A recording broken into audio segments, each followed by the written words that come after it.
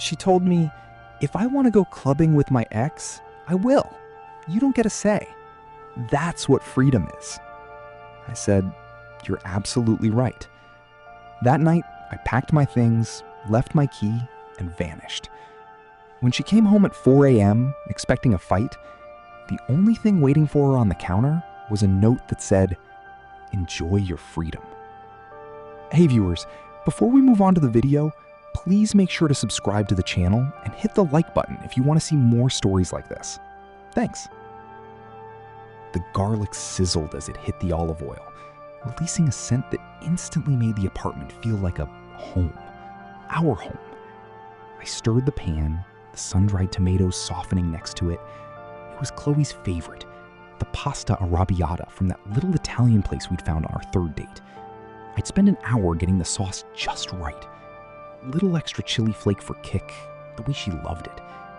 A bottle of Sauvignon Blanc, her preferred brand, sweated in a chiller on the counter. It was a Tuesday, but she'd had a rough day at work, and I wanted to surprise her. I checked my phone.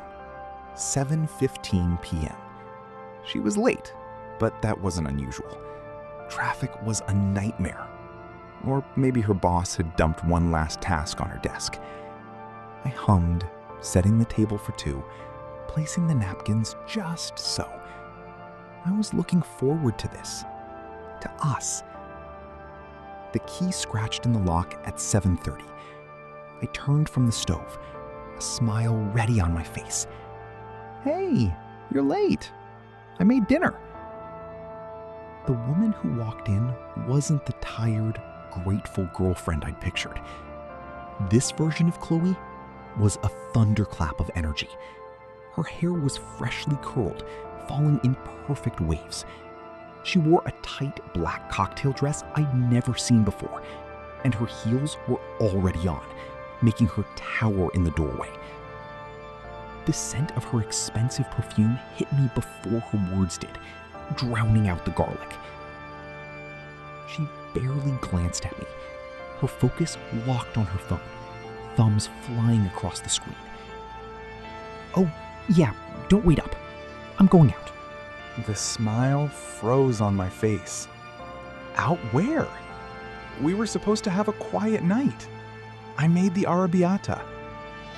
She finally looked up, but her eyes were distant, already somewhere else. Mark's in town. Some of the old crew are meeting up at Nexus. The name landed in my gut like a block of ice.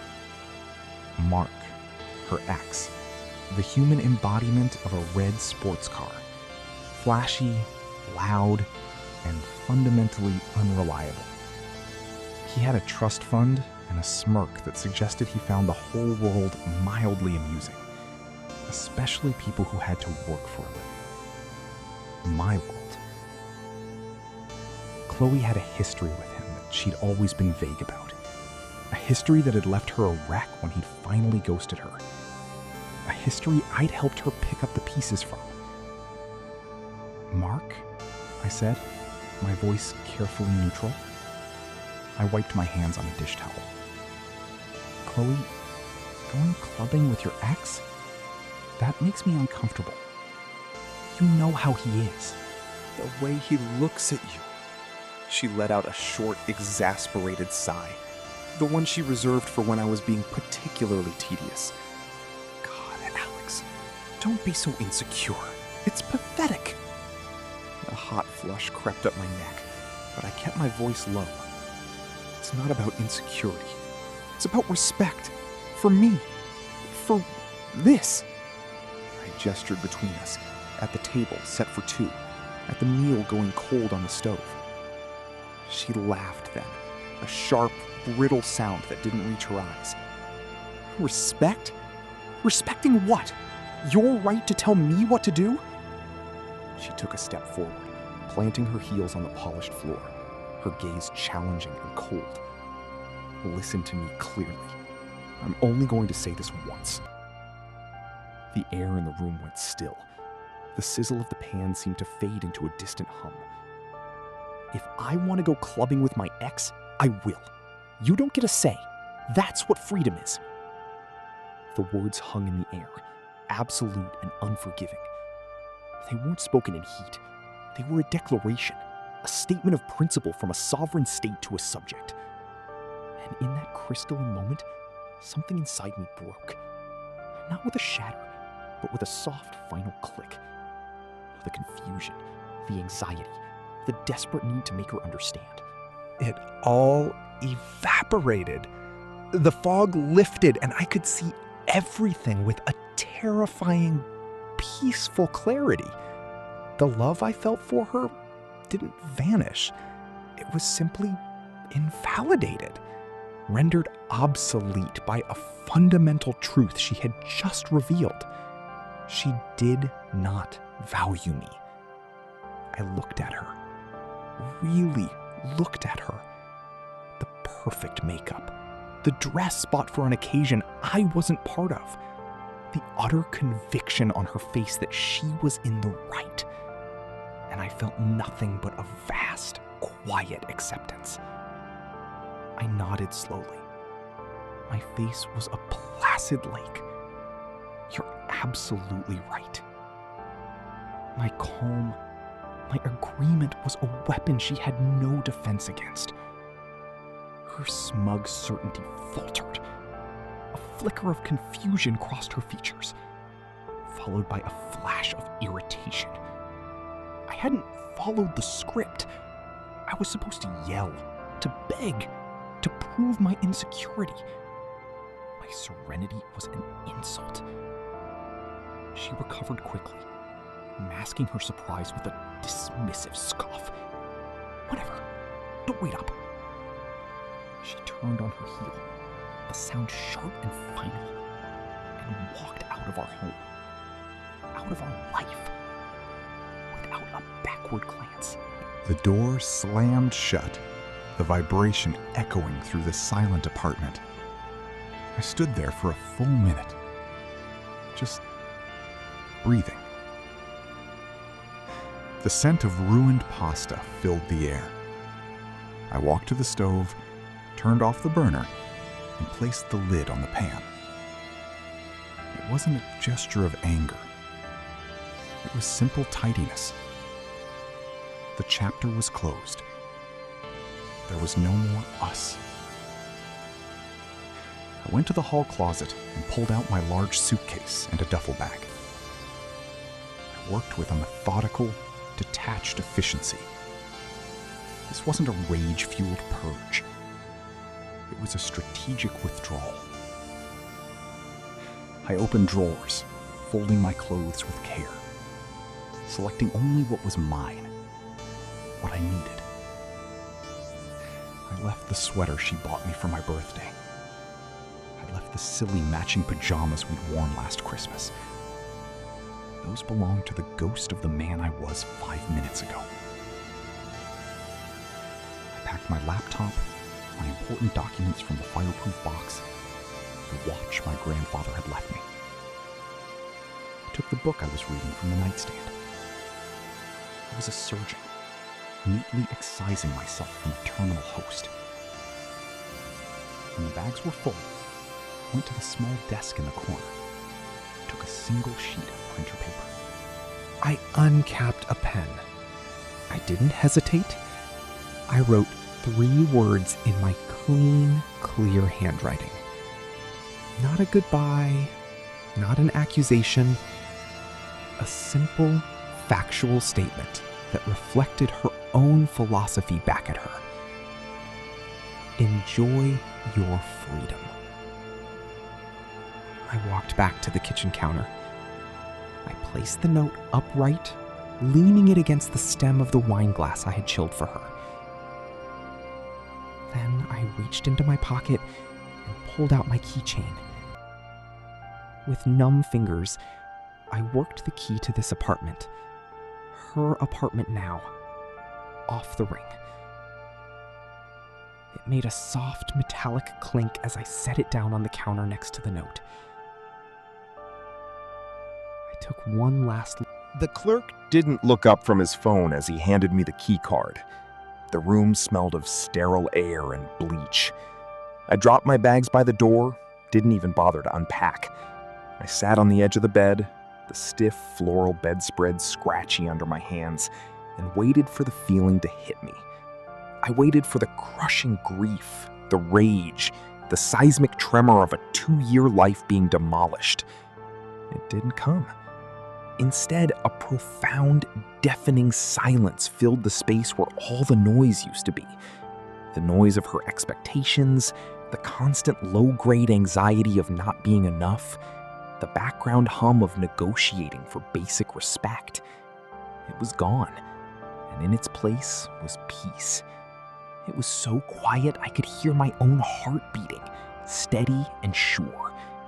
I lay back on the bed, still in my clothes, and slept for 12 hours straight. It was the most restful sleep I'd had in a year. The next morning, I systematically cut the tethers. I blocked her number. I blocked her on every social media app. It wasn't an act of anger. It was digital hygiene, like deleting a malicious file. I called my boss, told him I had a family emergency and needed to work remotely for the rest of the week. He was understanding. I didn't feel like I was lying. This was an emergency. The emergency was saving myself.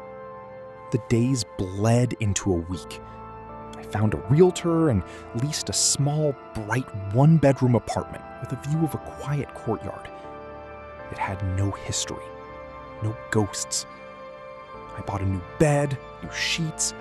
I set up my desk by the window. The silence there wasn't empty. It was fertile. I started going to the gym at 6 a.m., the brutal burn of iron and sweat scouring the last remnants of her from my system. I reread my favorite sci-fi novels. I cooked simple meals for one and didn't set the table. I was rediscovering the contours of my own life, and I found I liked the shape of it. I was at a coffee shop, typing away on my laptop, when my phone buzzed with an unknown number. A cold knot formed in my stomach. I let it go to voicemail. A few minutes later, the notification popped up. Curiosity, that old poison, got the better of me. I put in my headphones and listened. Her voice was sharp, tinged with irritation, as if I were a child who had misplaced her car keys. Alex, what the hell? Where are you? I come home and all your stuff is just... Call me. This isn't funny. I deleted the voicemail. The knot loosened. She wasn't hurt or remorseful. She was inconvenienced. 3 days later, a text from a different number lit up my screen. Unknown number. Okay, I get it. You're making a point. You can come back now. We can talk about this like adults. I stared at the message. Come back now. As if she was summoning a dog that had strayed too far. There was no, I'm sorry. No, I was a monster. Just a royal decree that my protest was noted and could now cease. I didn't reply. The act of not replying felt more powerful than any argument I could have ever won. The following week, my phone rang. It was Jess, a friend we shared, though she was always more Chloe's than mine. I considered letting it go, but I felt the need to draw a line in the sand for anyone who might try to cross it. I answered. Jess? Alex? Hey. Her voice was strained. Feigned concern layered over clear annoyance. Look, I just got off the phone with Chloe. She's a mess. She says you just left. No warning, nothing. What's going on? I said, nothing, letting the silence press against her. She filled it. Her tone turning accusatory. What you did was really cruel. You know, you can't just ghost someone like that after 2 years. It's emotionally abusive. Cruel. The word echoed in my mind. I had given Chloe exactly what she asked for. I had granted her the ultimate freedom, and in doing so, I had claimed my own. And I was the cruel one. "Jess," I said, my voice flat and calm. "There's nothing to discuss." But I ended the call. I didn't need to justify my freedom to one of her subjects. I blocked her number too.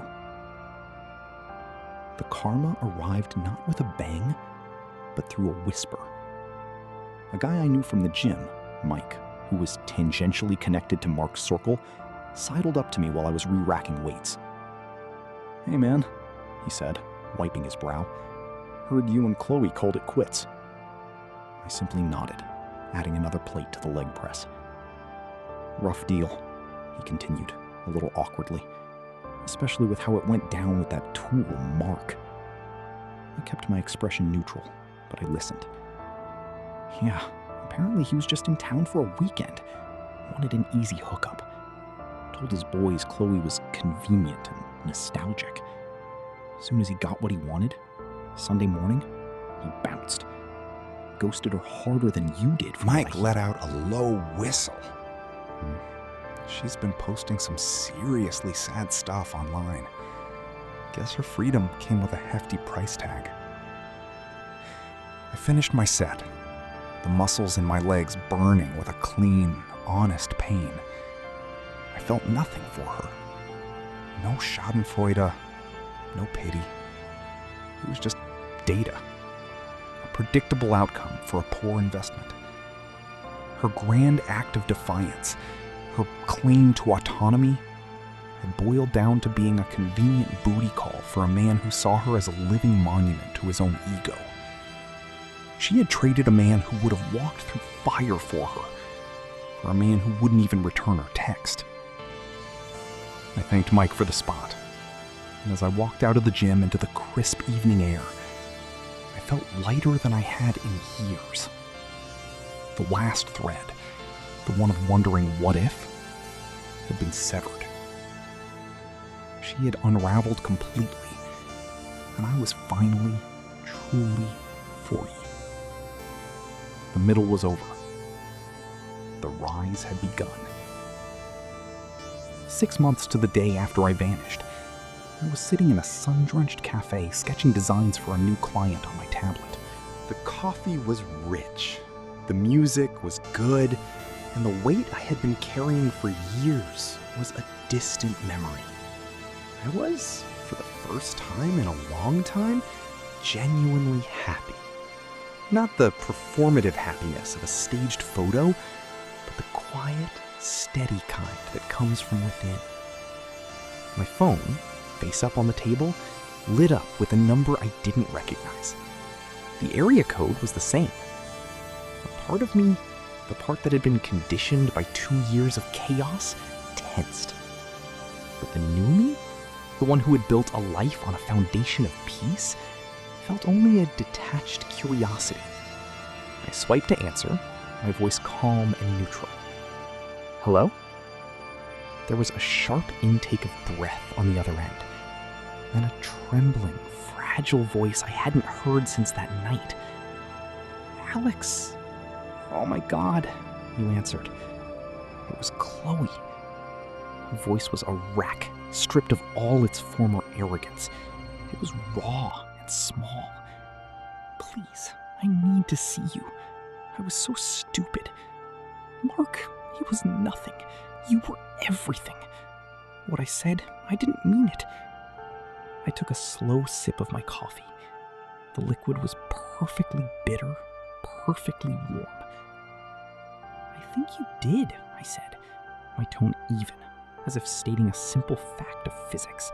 I'm at my apartment. It's so empty without you.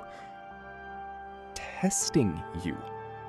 The words were like a key clicking in a lock, revealing the entire manipulative mechanism. She had seen our relationship as a series of tests, and I had just failed the final one by refusing to play the game. "I'm busy, Chloe," I said, my gaze drifting to the sketch on my tablet. A clean, elegant design for a future I was building for myself. Busy with what? The fragility in her voice began to crack, revealing the steel of entitlement beneath. This is more important than us? After everything? There is no us, I stated, the finality in my voice absolute. There hasn't been for 6 months. The dam broke. The pleading vanished, replaced by the sputtering rage of someone who was being denied a script they believed was theirs by divine right. So what? That's it?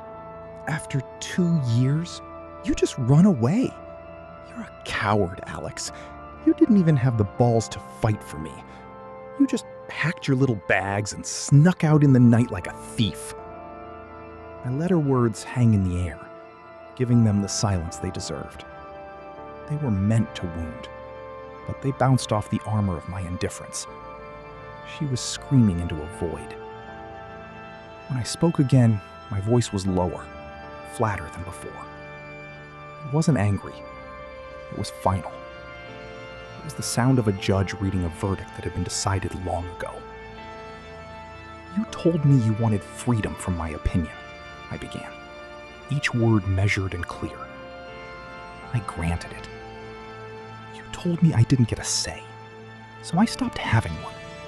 About you, about us, about any of it. The moment you walked out that door, you became a stranger to me. And I don't waste energy on strangers. I could hear her ragged breathing on the other end, a storm of impotent fury and shattered pride. Don't contact me again. I ended the call. I didn't slam. Sarah, who was sharp, kind, and whose eyes held a quiet confidence that had never needed to belittle anyone else. We were at the same cafe, laughing about a terrible movie we'd both seen. When the bell on the door chimed, Chloe walked in. She looked diminished. The vibrant clubbing dress was replaced with faded jeans and a sweatshirt. Her hair was pulled back in a messy ponytail. There were shadows under her eyes that makeup couldn't hide. She was alone. Her gaze swept the room and landed on me. For a split second, hope, raw and desperate, glared in her eyes. Then she saw Sarah. She saw the easy way we were leaning towards each other. She saw the genuine, unforced smile on my face, a smile she hadn't seen in years. She saw the way Sarah listened, her head tilted, her laughter soft and real. Our eyes met across the room. I held her gaze for less than a second. There was no recognition in mine, no anger, no smug victory. It was the same look I'd give a barista I'd never seen before, or someone who'd held the door open. A blank, polite non-recognition. She was a background character in my life, an extra who had wandered onto the wrong set. I turned back to Sarah, seamlessly picking up our conversation where it had left off. So, as I was saying, the cinematography was the only good part. From the periphery of my vision, I saw Chloe's face collapse. The hope shattered, replaced by a dawning, horrifying understanding. She wasn't the villain in my story anymore. She wasn't the one who got away. She was a footnote, an irrelevant detail from a previous chapter. I was so completely, utterly moved on that her presence was nothing more than a minor spatial anomaly. She stood there, frozen for a moment, the weight of her own irrelevance pressing down on her. Then she turned and hurried back out the door, the bell chiming softly behind her. I didn't watch her go. I was already looking forward, my focus entirely on the woman in front of me, on the design on my tablet, on the life I had built. A life where the only freedom that mattered was my own. Thanks for watching. Make sure to subscribe to the channel and hit the like button. What do you think about this story? Share it in the comments.